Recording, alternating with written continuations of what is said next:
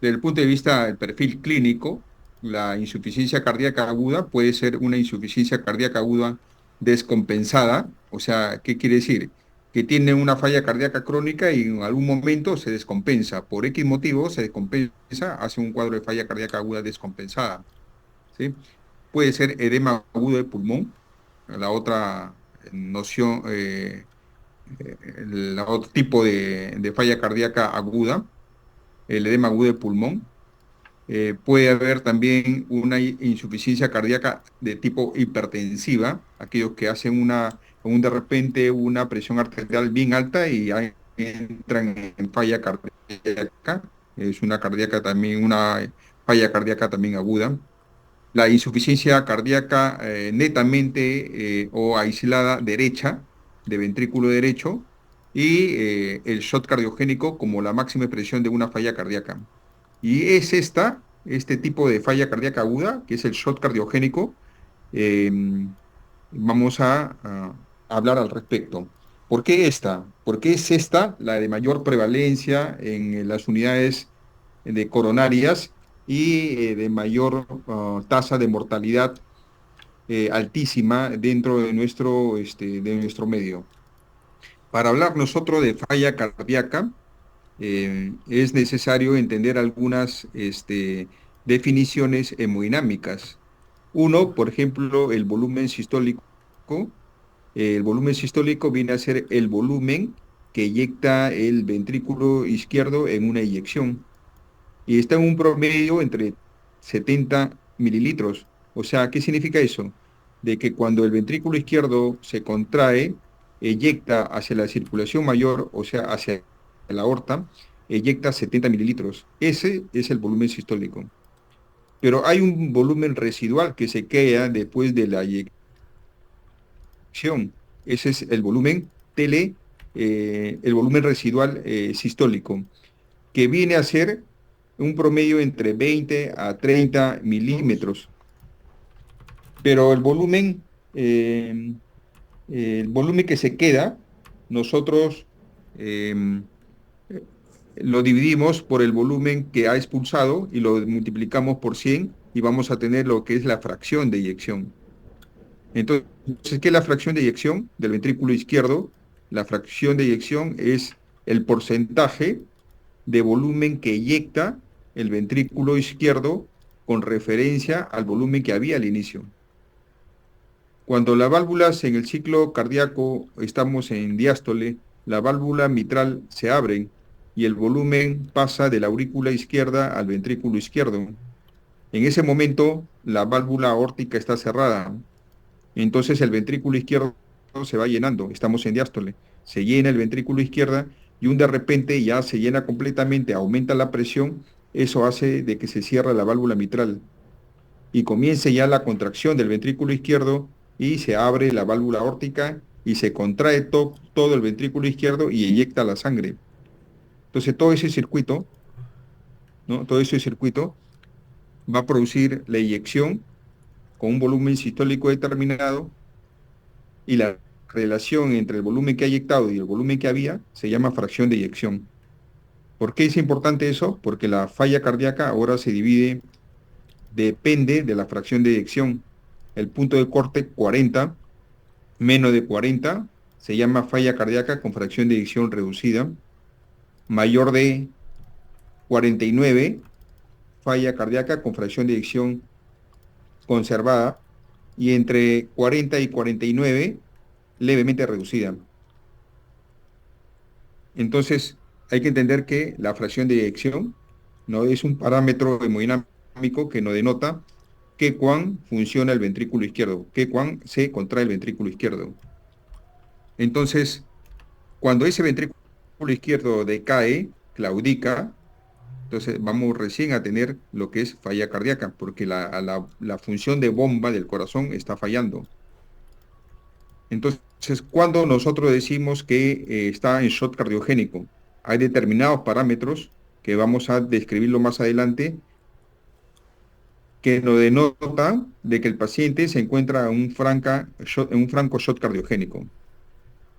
Entonces, definiendo ¿Qué es el shock cardiogénico?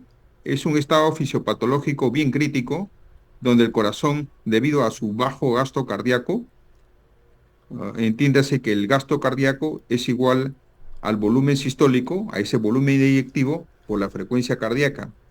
Supongamos el gasto cardíaco de una persona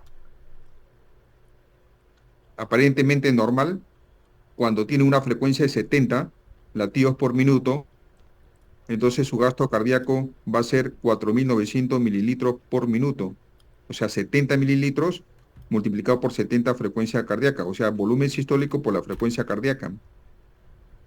Va a ser el gasto cardíaco 4.900 mililitros por minuto. ¿Eso qué significa? Significa que el corazón bombea 4.9 litros por minuto.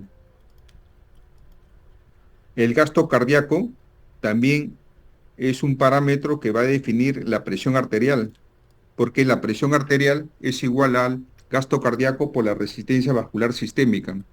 Cuando el gasto cardíaco baja, entonces también baja la presión arterial. Entonces, si nosotros definimos qué es el shock cardiogénico, entonces definimos que es un estado fisiopatológico bien crítico, donde el corazón, debido a su bajo gasto cardíaco, no es suficiente, o sea, no es competente para poder perfundir los tejidos y los órganos de una forma normal o de una forma adecuada, a pesar de que hay un volumen normal en el cuerpo. El shock cardiogénico se descarta cuando el paciente está en hipovolemia, como vamos a ver más adelante. Tiene que tener una euvolemia, volumen normal. Y este shock cardiogénico le lleva a una inestabilidad cardiohemodinámica. Como es un proceso agudo, será una inestabilidad cardiohemodinámica aguda, que puede ser resultado no solamente de una alteración de la función miocárdica, también puede ser la conjugación de la función miocárdica, la alteración de alguna válvula cardíaca o del mismo sistema de conducción, e inclusive de la parte externa del corazón, que es el pericardio. Ya sea de forma aislada una de cada una o la conjugación de uno de esos sistemas.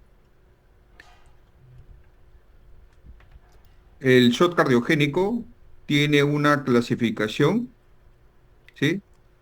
Lo podemos definir gracias a una clasificación hemodinámica, o lo podemos determinar gracias a una clasificación hemodinámica. Con estos dos parámetros hemodinámicos podemos nosotros determinar si el paciente está en shock cardiogénico. ¿Cuáles son esos parámetros? Uno es el índice cardíaco. Colocamos en esta axis el índice cardíaco. Y el otro es la presión de cuña pulmonar, o sea, cuán hay hipertensión pulmonar o no. El punto de corte del índice cardíaco es 2.2 y el punto de corte de la presión de cuña es 18. Ahora se menciona inclusive hasta 15 el punto de corte de la presión de cuña. Mientras es mayor de 2.2, ¿eso qué quiere decir? Que hay buena perfusión, o sea que el volumen sistólico está adecuado. Mientras sea menor de 2.2 del índice cardíaco, entonces hay menos perfusión, va a haber hipoperfusión. Y va a haber una serie de síntomas de hipoperfusión. Por ejemplo, de que el paciente está con las extremidades frías, cianóticas, el paciente tiene alteración de la conciencia, el paciente tiene una oliguria, o sea, no hay buena perfusión del riñón, tiene náuseas porque no hay buena perfusión gástrica. Eso por un lado, por el lado de la perfusión. Cuando el paciente tiene menos de 2.2, hay hipoperfusión. Desde el punto de vista de la presión de cuña, cuando decimos que es mayor de 18, eso quiere decir que en los capilares pulmonares la presión está muy aumentada, es debido a que hay una congestión pulmonar. Y si hay congestión pulmonar, entonces el paciente va a tener signos y síntomas de congestión, disnea, ortopnea, va a haber intolerancia al decúbito, ¿sí? Entonces, esos son signos de congestión. Entonces, ¿qué grupo de signos tenemos en el shock cardiogénico?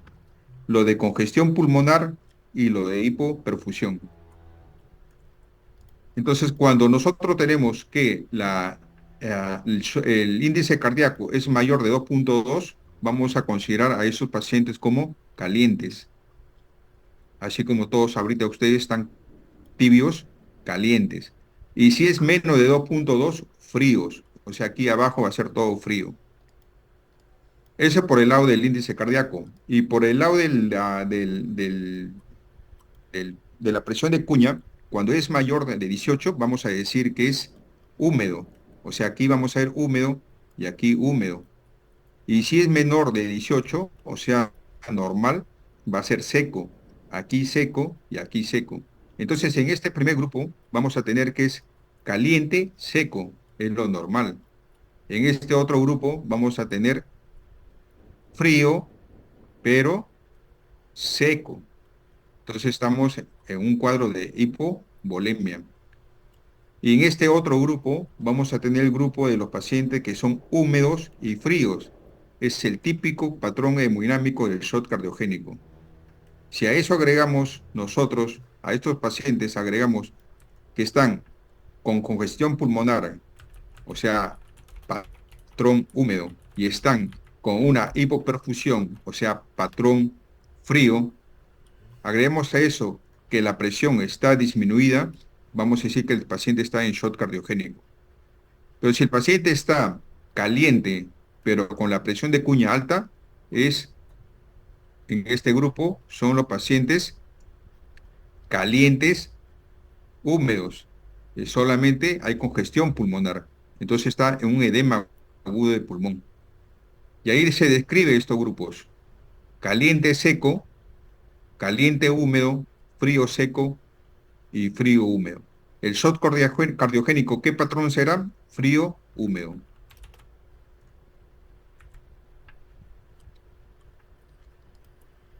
Todo paciente que ingresa a emergencia, ya sea por un infarto, ya sea por signos previos de falla cardíaca, le tenemos nosotros que estratificar. Y uno de los scores que se usa es el Killy-Kimball. El Killy-Kimball no solamente no va a determinar en qué clase de Killy-Kimball se encuentra debido a sus signos clínicos, también nos va a determinar la tasa de mortalidad del paciente. Por ejemplo, el paciente Killick 1 es aquel paciente sin signos ni síntomas de falla cardíaca izquierda. El Killick 2 es aquel paciente con estertores o crepitantes húmedos, hay presencia del tercer ruido cardíaco o hay aumento de la presión venosa yugular. El Killick 3 es aquel paciente con un edema agudo de pulmón. Y el Killick 4 es aquel paciente en shock cardiogénico, que hay hipotensión. La presión sistólica es inferior a 90 milímetros de mercurio. Hay evidencia de una vasoconstricción periférica. El paciente ahí tiene oliguria, tiene cianosis, está diaforético. Y esta clase funcional del Killick-Kimball también nos puede determinar, ver el pronóstico de la tasa de mortalidad. Si el paciente tiene un Killick-Kimball 4, entonces su tasa de mortalidad es 81. ¿Eso qué quiere decir? Que de 10 pacientes que tienen shock cardiogénico, definitivamente 8 fallecen. Entonces, hemodinámicamente nosotros podemos definir el shock cardiogénico cuando la presión sistólica es menor de 90 milímetros de mercurio, cuando la presión de cuña es mayor de 15 milímetros de mercurio y cuando el índice cardíaco es menor de 2.2 litros por minuto por metro cuadrado. Esos son los tres parámetros principales hemodinámicos que definen lo que es shock cardiogénico. Pero siempre hay que tener presente de que el paciente tiene que estar con una euvolemia. El paciente no puede estar en hipovolemia, el paciente no puede estar en hipoxia o el paciente no puede estar con ningún tipo de acidosis. Eso es importante. En ausencia de hipovolemia, en ausencia de hipoxia y en ausencia de acidosis. El shock cardiogénico se ha mantenido o deriva de una etiología que es la mayoría de los pacientes, como vamos a ver en la etiología, los pacientes con infarto o con las complicaciones del infarto. Entonces, acá tenemos un estudio que a pesar de que algunos pacientes desarrollan el shock cardiogénico, lo pueden desarrollar en domicilio y llegan al hospital ya debutando en shock cardiogénico, o puede ser de que el paciente llega a emergencia con un infarto y en las siguientes horas inician con un cuadro de shock cardiogénico, o el paciente ya tiene 2, 3, 4 días en observación en la unidad coronaria y no se le ha resuelto su problema de fondo subyacente y el paciente ingresa a un cuadro de shock cardiogénico. Miren la etiología, en esta torta, casi el 75% de la etiología es debido a los síndromes coronarios agudos. Y un menor porcentaje, este que está de color marrón, es debido a las complicaciones mecánicas del infarto. Si nosotros unimos estas síndrome coronario agudo y con las complicaciones mecánicas del infarto, prácticamente es casi el 80%. El 80% de los pacientes con shock cardiogénico son debido a cardiopatía isquémica aguda, ¿no? A los infartos. Un menor porcentaje viene a ser aquellos pacientes que ya tienen un diagnóstico de falla cardíaca o alguna otra enfermedad valvular o alguna, ya en menor porcentaje, las cardiopatías por estrés o una miocarditis. Pero el grueso de los pacientes que derivan o que desarrollan shock cardiogénico son aquellos pacientes con el síndrome coronario agudo y sus complicaciones. La incidencia es alta. Acuérdense de que el COVID tuvo una incidencia también más o menos de 6-8%. La mortalidad aquí en el shock cardiogénico son aquellos pacientes, la mortalidad viene hasta el 80, como le mencioné, 80%, eso quiere decir que de 10 pacientes, 8 fallecen.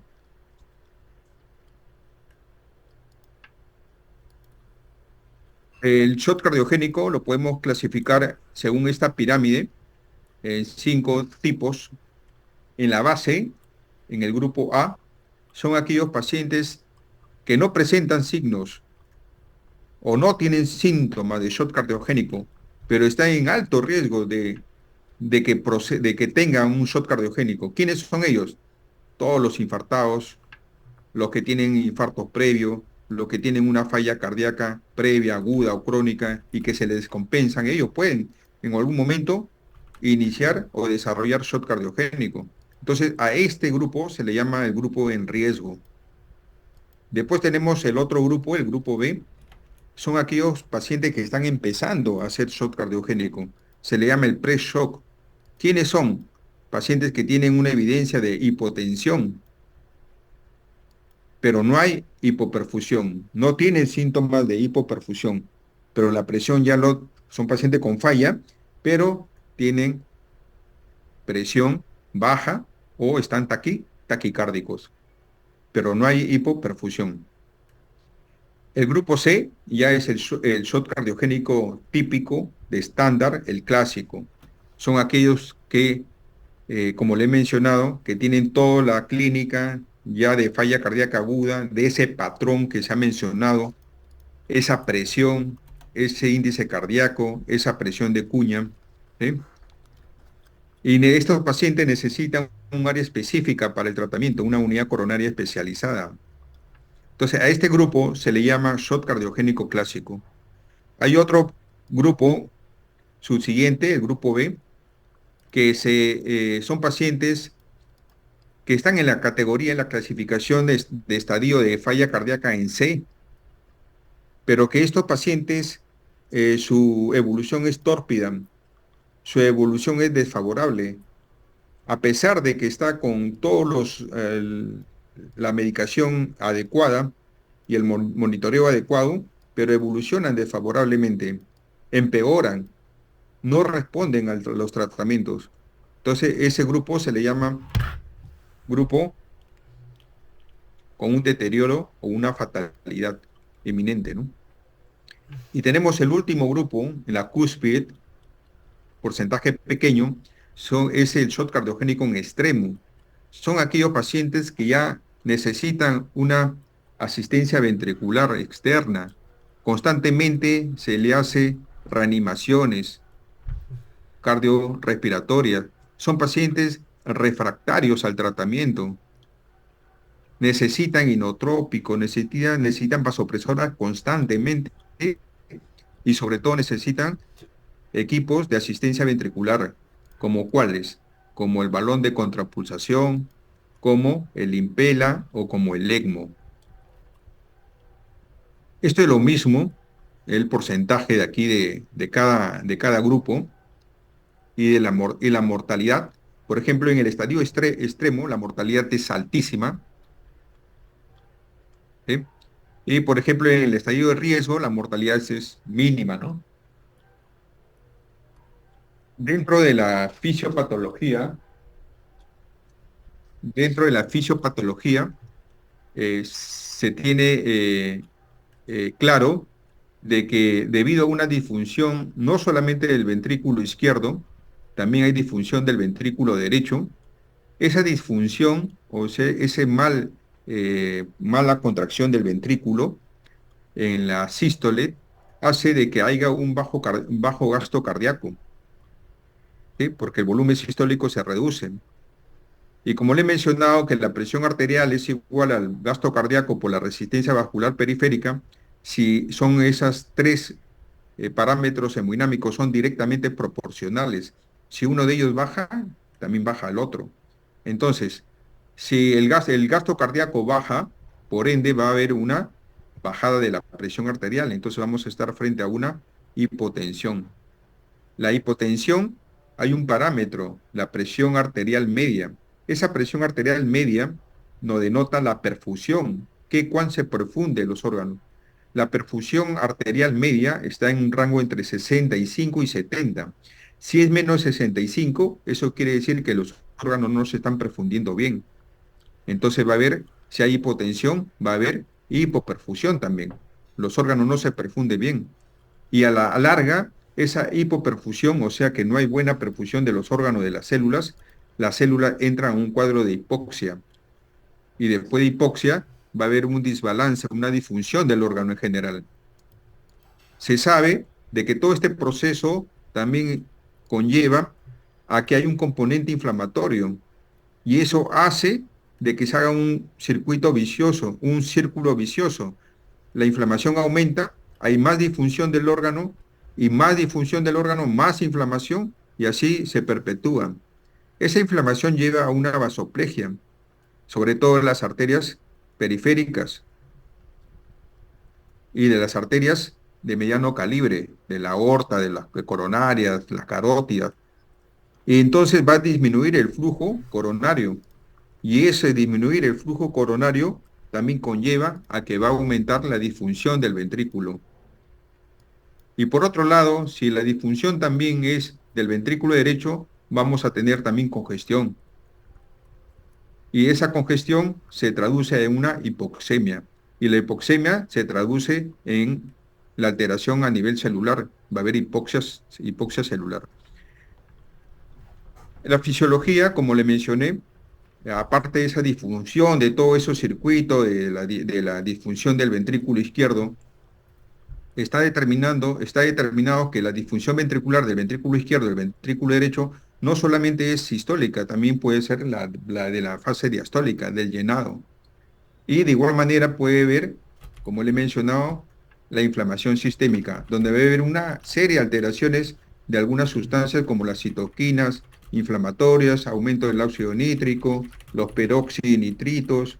Esto conlleva ¿qué? Hay una vasodilatación, esa vasodilatación conlleva una bajada de la resistencia vascular periférica y esa bajada de la resistencia vascular periférica, por ende, también influye bastante en la presión. Va a haber una disminución de la presión.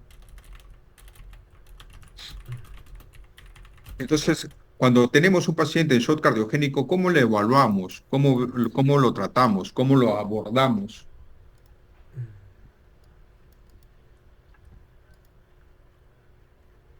¿Cómo lo abordamos? Entonces, primero tenemos que ver si es que el paciente tiene el diagnóstico de shock cardiogénico. Como es una falla aguda, debe haber una enfermedad subyacente que le haya hecho que desarrolle el shock cardiogénico. El shock cardiogénico no es una entidad aislada. No, nadie de la nada hace shock cardiogénico. Entiéndase de que tiene que haber una enfermedad subyacente que deteriore la función del ventrículo para que haya shock cardiogénico. Entonces, por eso debemos tener un diagnóstico de la causa subyacente para nosotros poder tener un plan terapéutico. Y cuando ya tenemos eso, tenemos que tener una evaluación del estado hemodinámico del paciente para poder darle un soporte circulatorio adecuado y ver y evaluar el daño de órgano blanco para dar soporte a esos otros órganos. Y como es una entidad aguda, nosotros tenemos que estratificar para ver el pronóstico del paciente. Entonces, en el diagnóstico del shock cardiogénico, ¿cómo hacemos el diagnóstico? El diagnóstico. Tenemos tres criterios. Los criterios hemodinámicos, como se han descrito, la presión sistólica menor de 90 milímetros de mercurio, el índice cardíaco menor de 2.2 litros por minuto por metro cuadrado, la presión de cuña mayor de 15 milímetros de mercurio, y estas son las tres principales. A esas se puede aunar la PVC mayor de 10 milímetros de mercurio y la resistencia vascular periférica mayor de 1200 dinas por segundo por centímetro cuadrado. Estos parámetros, el índice cardíaco y la presión de cuña, pueden ser adquiridos a través de una ecocardiografía, pero el gold estándar o lo mejor es hacer un cateterismo cardíaco, un sondaje de ventrículo derecho y de pulmonar. ¿Con cuál? Con el catéter Swan-Ganz. Colocamos este catéter, medimos las presiones, podemos medir la presión de cuña, o sea, cuando se implanta este globito en una arteria pequeña pulmonar, y viendo las mediciones y tomando los agas en todas las cavidades, podemos nosotros determinar el índice cardíaco.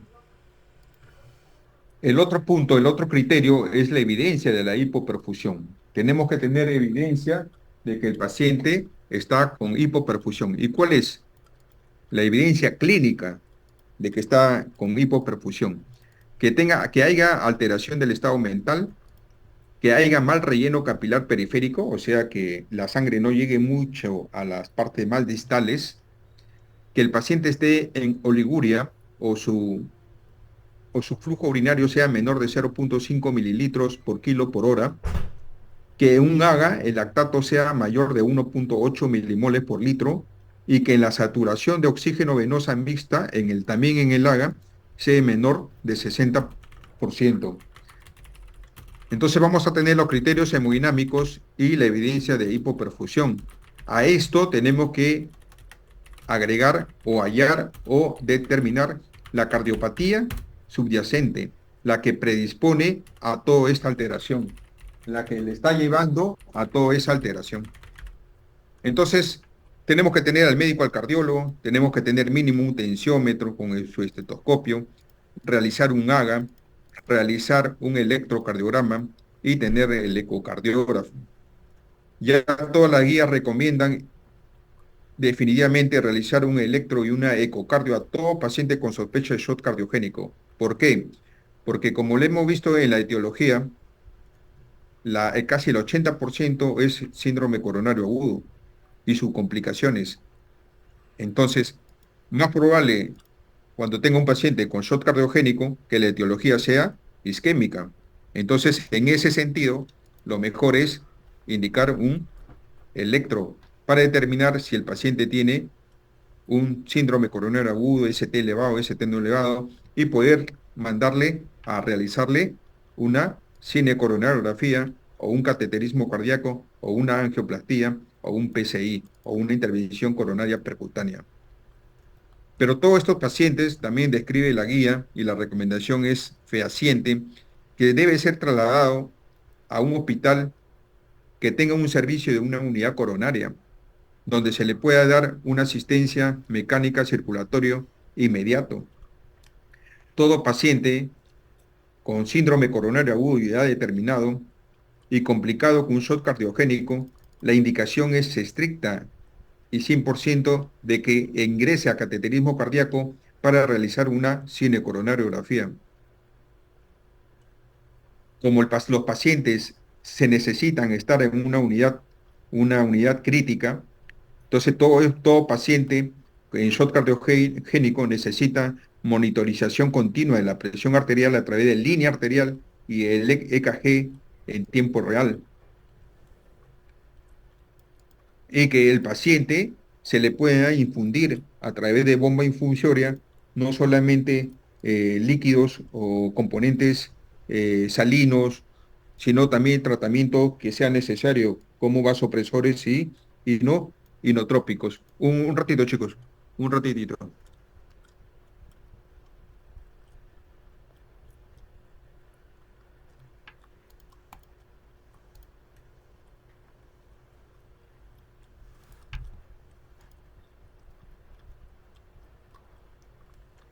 ¿Cómo reconocemos entonces la causa? La causa lo vamos a reconocer, o sea, la etiología vamos a reconocer con los exámenes auxiliares. Si el 80% de los pacientes es isquémico, entonces vamos a reconocer con un simple electrocardiograma. En el electrocardiograma, ¿qué podemos ver? Lo máximo podemos ver una supra del ST, que nos denota de que hay un cuadro isquémico, que hay un infarto, ST elevado. Ya fisiopatológicamente se describe de que en una arteria coronaria debe haber una placa de ateroma que se ha fracturado, se ha roto y se ha sobreagregado un trombo que está impidiendo la perfusión normal de esa parte del ventrículo izquierdo. Entonces, es necesario realizar un electrocardiograma. Y si encontramos alteraciones en el electro que nos denota que es isquémico, inmediatamente a ese paciente tenemos que llevarla a sala de cateterismo, a la sala de hemodinamia. Se le tiene que hacer su cinecoronariografía y encontrar la lesión y tratar esa lesión. Como el segundo grupo en la etiología son las complicaciones mecánicas, entonces debemos tener en la cabecera del paciente un ecocardiógrafo. Con el ecocardiógrafo nosotros vamos a esas complicaciones mecánicas del infarto, como la rotura del septo interventricular, ¿sí? Como la rotura del músculo papilar y la presencia de alguna insuficiencia mitral aguda. Miren esto, este es un preparado ya cardíaco, ¿no es cierto? De un corazón, donde es un corte sagital. Este es el ventrículo izquierdo y este es el ventrículo derecho, trabeculado. Este ventrículo izquierdo es más grueso que el ventrículo derecho y aquí hay una discontinuidad en la pared anterior. Acá hay una rotura y observan ustedes alrededor de esta discontinuidad de la pared del miocardio, está medio más oscuro, que es un infarto.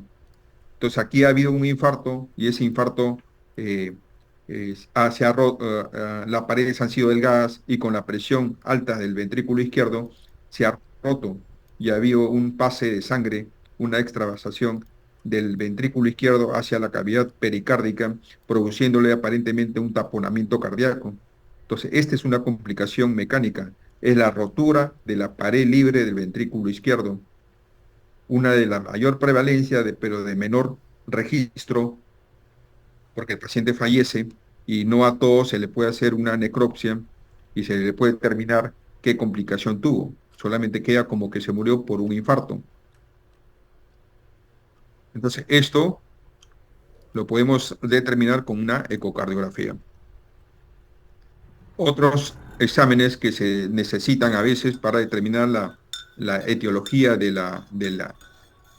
lo que le ha llevado al shock cardiogénico está la ventriculografía, la tomografía, la resonancia cardíaca, la gammagrafía e inclusive a veces la biopsia miocárdica, ¿no?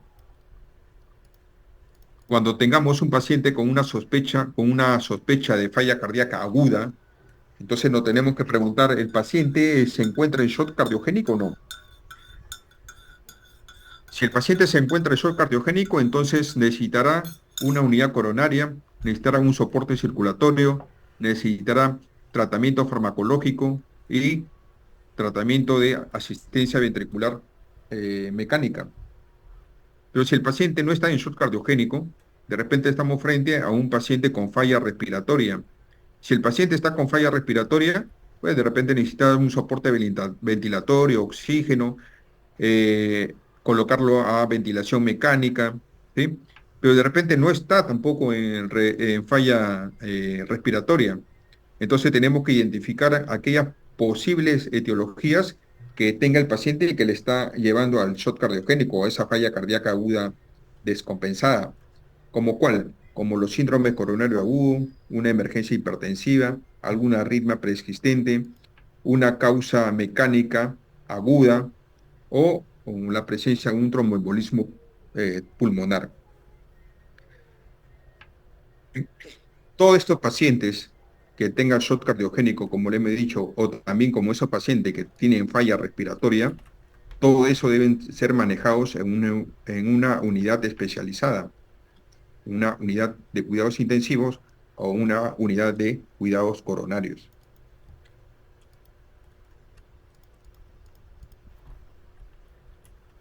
Hasta el 15% de los quienes se van a cateterismo cardíaco, quienes se le hace cateterismo coronario, hasta el 15% de los pacientes con infarto se asocian con shock cardiogénico. ¿Eso qué quiere decir? Que aquellos pacientes con infarto de miocardio, el 15% de ellos, estando haciéndole el cateterismo cardíaco, hacen shock cardiogénico. El 50% de ellos se asocia bastante a enfermedad multivaso, o sea, no de una enfermedad de un solo vaso, sino más de dos vasos. Circunfleja, coronaria derecha, circunfleja descendente anterior, o circunfleja descendente anterior y coronaria derecha, o tronco descendente anterior, circunfleja, coronaria derecha. La mortalidad antes de la revascularización miocárdica, la mortalidad en estos pacientes con shock cardiogénico era muy, muy alta, ¿no? Ya todas las sociedades, tanto europeas y como las sociedades americanas, eh, determinan de que ante todo paciente con shock cardiogénico, que deben de ser referidos a un centro donde haya 24/7, o sea, corrido todo día y noche, haya un servicio en una unidad coronaria y que también tenga lo que es una sala de hemodinamia. Y además de eso, que tengan los insumos o los equipos para un soporte circulatorio mecánico. ¿Qué quiere decir eso? Que el servicio cuente con un ECMO, el servicio cuente con un balón de contrapulsación intraórtica o con un dispositivo de Impella.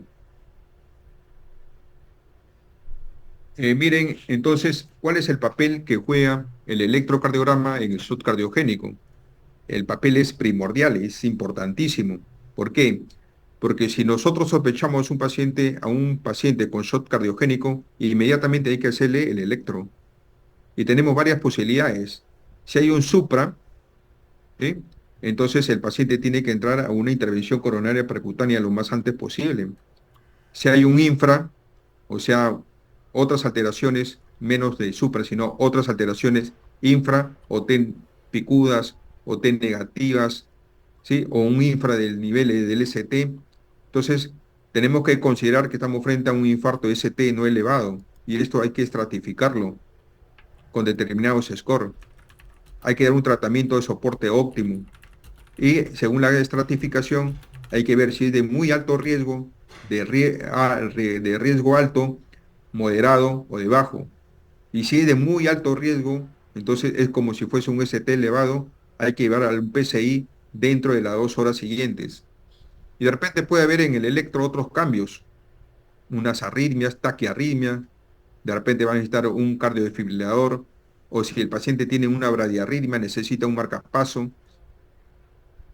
Entonces, miren cuál es el importante hacer y reconocer un electrocardiograma. ¿Y cuál es el tratamiento? Como esos pacientes cursan de inicio con congestión y con bajo gasto, y la presión arterial baja, y por ende baja también la presión arterial media y no perfunde bien los órganos, entonces tenemos que aumentar esa presión arterial. Y para aumentar esa presión arterial nosotros debemos de usar vasopresores. Y uno de los vasopresores que se usa bastante en el shock cardiogénico es la noradrenalina. Esta noradrenalina hace su función en los receptores alfa 1 en mayor porcentaje y en menor porcentaje también en el beta 1. ¿A expensas de qué? De que va a aumentar la presión arterial media. A expensas de que aumenta el gasto cardíaco. Y su dosis de la norepinefrina o noradrenalina está entre 0,5 a 1 microgramos por kilo por minuto. Eso se coloca o se aplica en infusión con bomba.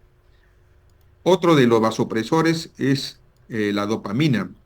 Pero la dopamina ahorita está en dejándose usar porque la dopamina, debido a de que actúa mucho en los receptores beta 1, da muchas arritmias. El paciente entra en extrasístoles, en una ectopía ventricular y después entra en una taquicardia ventricular, después entra en fibrilación ventricular y nadie lo saca. Entonces su dosis era 5 a 20 microgramos por kilo por minuto, pero ya se está dejando de usar la dopamina. La otra es la epinefrina, que es casi parecida como la norepinefrina o noradrenalina, ¿sí?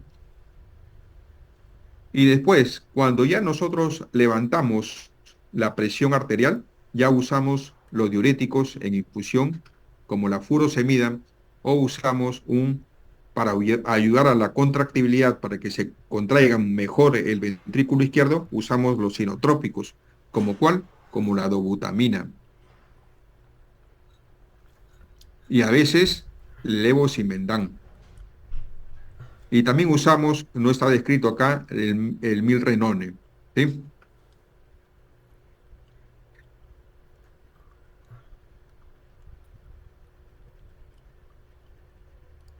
Miren, estos son los equipos de asistencia ventricular mecánicos, de asistencia ventricular. Este es el balón de contrapulsación. Es un catéter que se coloca en la aorta descendente, en la torácica, en la descendente, en la torácica. Se coloca a unos centímetros de la subclave izquierda, por debajo. ¿Y qué hace este catéter? Este infla un balón en diástole. Cuando el corazón está en diástole, infla el balón, ¿sí? ¿Y qué hace? De que la sangre que estaba subiendo por acá no regrese no se vaya a la circulación mayor, sino regrese y se encuentre eh, a la válvula aórtica cerrada y ingresen a las arterias coronarias para que pueda perfundir mejor al corazón. Entonces, esto se infla en diástole y en sístole se desinfla. En diástole se infla, ¿ya? El otro es el impela. Este es un dispositivo que se coloca también vía femoral por la aorta, se introduce hasta el ventrículo izquierdo y este sirve como un succionador. Cuando el ventrículo izquierdo se contrae, este dispositivo absorbe la sangre que está en el ventrículo izquierdo y lo lanza hacia la circulación mayor. Eso se llama el impela. Y el otro es el ECMO, que es un corazón, prácticamente un corazón artificial, que a veces este ECMO se coloca solamente como puente a un trasplante cardíaco. No sé si hay alguna pregunta al respecto. Y por último, miren, el pronóstico se hace con este score, con varios parámetros. Acá es importante la edad, la presencia de algún infarto previo o de cirugía o de bypass, si el paciente está confuso a la hora de la presentación, si la etiología de este shock cardiogénico es un síndrome coronario agudo, Si la fracción de eyección es menor de 40 por ciento, cuánto tiene de lactato, también se depende de eso, también le damos un puntaje determinado, y cuánto está de la depuración de la creatinina, cuál es el filtrado del renal, ¿no? Máximo podemos tener 9 puntos. Si el paciente tiene 9 puntos, la mortalidad es 100% en los siguientes días. Yo creo que eso es todo por ahora. No sé si hay alguna pregunta sobre shock cardiogénico.